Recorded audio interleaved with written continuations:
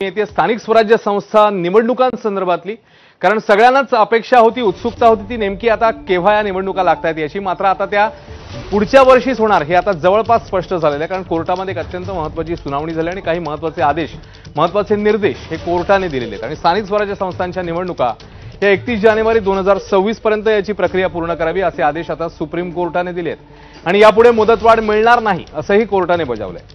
यामुळे राज्यातल्या महानगरपालिका, नगरपालिका, जिल्हा परिषद आणि नगरपंचायत निवडणुकांसाठी राज्य सरकारला आता मुदतवाढ मिळालेली बघायला मिळते. या निर्णयामुळे मुंबई, पुणे, नाशिक, नागपूरसह रखडलेल्या महापालिका आणि नगरपालिकांच्या निवडणुकांचा मार्ग मोकळा झालाय.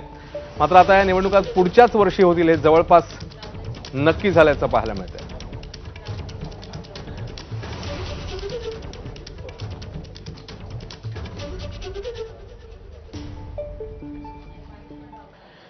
दरम्यान निवडणुकांसंदर्भात निर्देश देताना कोर्टाने नेमकं काय म्हटलं जाणून घेऊया.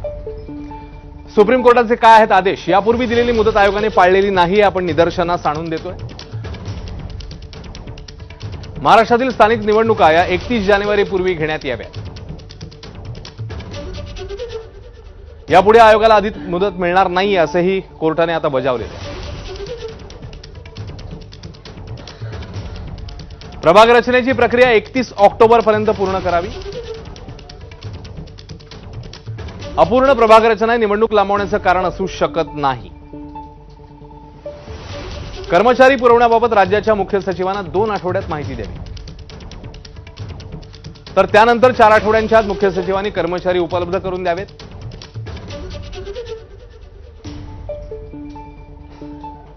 ईव्हीएमच्या उपलब्धतेबाबत 30 नोव्हेंबरपर्यंत प्रतिज्ञापत्र सादर करून माहिती द्यावी असंही सांगण्यात आलं. बोर्डाच्या परीक्षा मार्चमध्ये होणार असल्यानं त्याची जानेवारीत अडचण येणार नाही. या सगळ्या सूचना ज्या आहेत, निर्देश जे आहेत ते दिलेले आहेत. दरम्यान या सगळ्याबद्दल आता नेमके मतमतांतर काय समोर येतात, उपमुख्यमंत्री एकनाथ शिंदेंनी या अनुषंगाने नेमकं काय म्हटलंय नजर टाकूया. निवडणूक आयोग कार्यक्रम जाहीर करेल हा निवडणूक आयोगाचा अधिकार आहे. त्यामुळे सर्व यंत्रणांचा, सर्व मशिनरी जी आहे, ईव्हीएम आणि सगळे जे काही निवडणूक प्रक्रिया पूर्ण करण्यासाठी जी यंत्रणा लागते त्या यंत्रणेप्रमाणे निवडणूक आयोग कार्यक्रम जाहीर करेल आणि त्याप्रमाणे कार्यक्रम होईल. तर निवडणुका पुढे नेण्याच्या अनुषंगाने राज्य सरकारने नेमकी काय कारणं दिली युक्तिवाद करताना आपण तीही बघूया. आता ईव्हीएम मशीन्सची कमतरता एक महत्त्वाचं कारण समोर आलं, राज्य सरकारने ते सांगितलं. याशिवाय संबंधित काळात येणारे सण आणि उत्सव यामुळे यंत्रणांवर येणारा ताण आणि यासोबतच निवडणूक प्रक्रिया राबवण्यास असलेली मनुष्यबळाची कमतरता ही 3 प्रमुख कारणं राज्य सरकारने दिली युक्तिवाद करताना. आणि आता निर्देश जे आलेले आहेत ते समोर आहेत आपल्या. तर या सगळ्या संदर्भात आता विरोधकांचं नेमकं काय म्हणणं आहे तेही आम्ही जाणून घेतलं. आपण बघूया. ग्राउंडवर कोण नाहीच ना. जिल्हा परिषद, नगरपालिका जो हक्काचा माणूस असतो, जो हाकेला 24 तास त्यांच्या बरोबर असतो, तो जागेवरच नाहीये. त्यामुळे दुर्दैव आणि पूर्णपणे सरकारचं अपयश आहे. यामुळे स्थानिक स्वराज्य संस्थांचा जो विकास आहे खुंटलाय असं तुम्हाला म्हणायचं काय वाटतं? नाही, तो खुंटलाय निधी नाही म्हणून सरकारकडे. महाराष्ट्र सरकारचा हा जो कारभार आहे तोच चुकतोय.